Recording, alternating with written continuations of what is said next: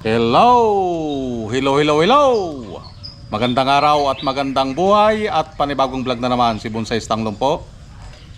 Tanggalin lang natin yung mga tumubong sanga katulad nito.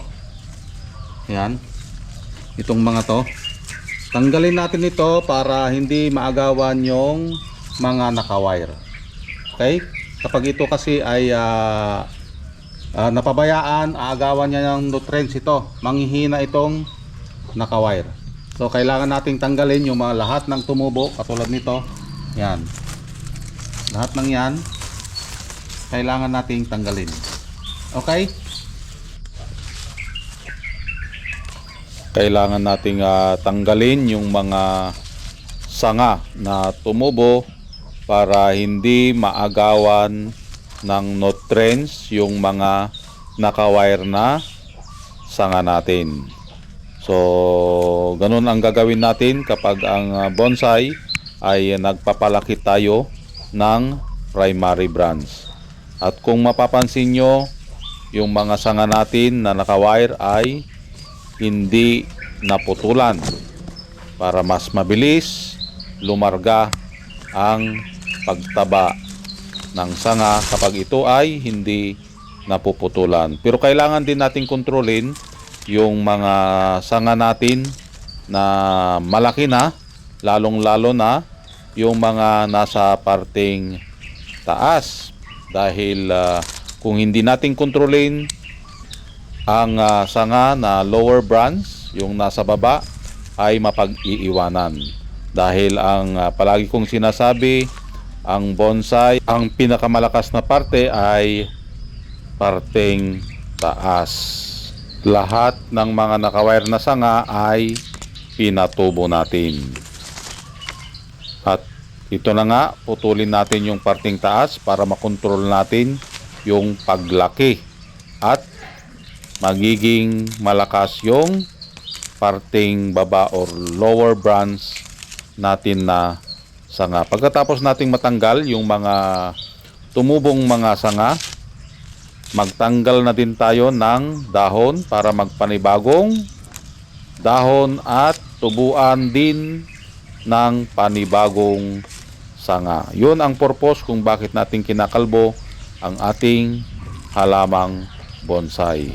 Ang pagkalbo, ito ay mainam sa ating bonsai para pumino ang kanyang mga dahon at iwas stress din sa ating halaman kapag tayo ay nagre-ripat. So napakahalaga yon. Kung tayo ay magre-ripat, kailangan mong tanggalan ng mga dahon para maiwasan yung stress ng ating halaman.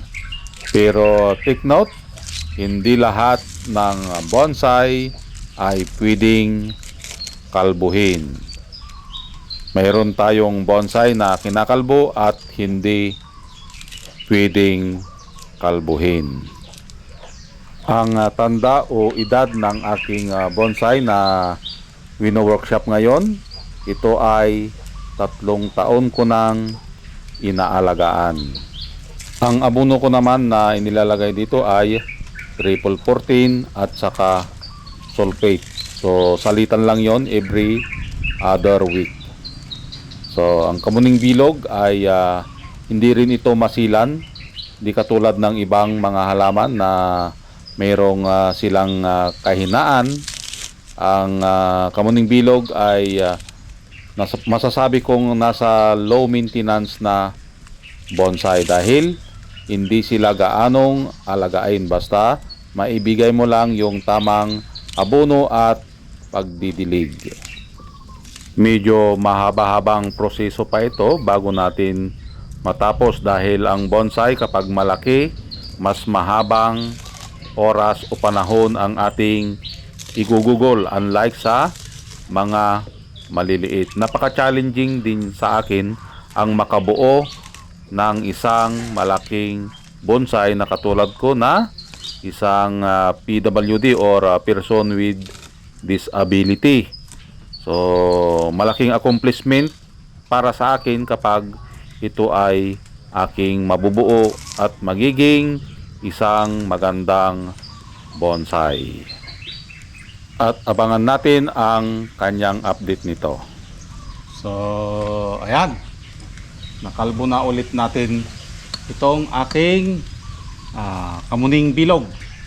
Ang kamuning bilog na ito ay from Mindoro. Okay? Binili ko ito sa galing pa ng Mindoro. So, pinutol natin doon yung apex para makontrol ang kanyang taas. Bakit natin pinutol? Para lumarga yung parteng baba. Okay? Katulad nito, itong halaman na itong ano na ito, mas malaki na yung dito at saka dito. So kailangan mas malaki dito, mas maliit ito. Okay? Kailangan ng putol ito. Okay?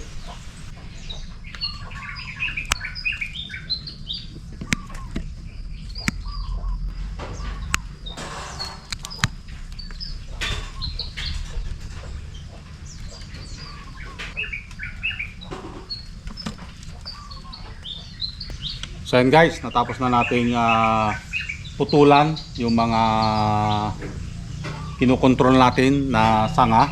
Dahil pag hindi natin kinontrol, mag-reverse tapered. Yung reverse tapered, mas malaki yung sa taas na sanga, mas maliit yung sanga na nasa baba. So kailangan mas malaki ang parting baba na sanga hanggang paliit ng paliit papunta doon sa taas. Dahil ang ulo or taas ng bonsai, ito yung pinakamalakas. Kaya kailangan natin kontrolin. Okay? So ito lang muna yung ating gagawin dito sa ating halaman na kambilog or kamuning bilog. Dahil nasa process pa lang siya ng pagpapalaki ng mga main branch. Okay? Ang main branch, itong mga to. At saka secondary branch. Okay?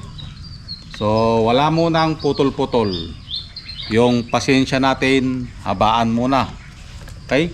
Hanggang sa unti-unti nating mabuo itong bonsai na ito. Okay? So maraming salamat at nakarating tayo sa dulo ng aking video. Hanggang sa muli. Bye-bye!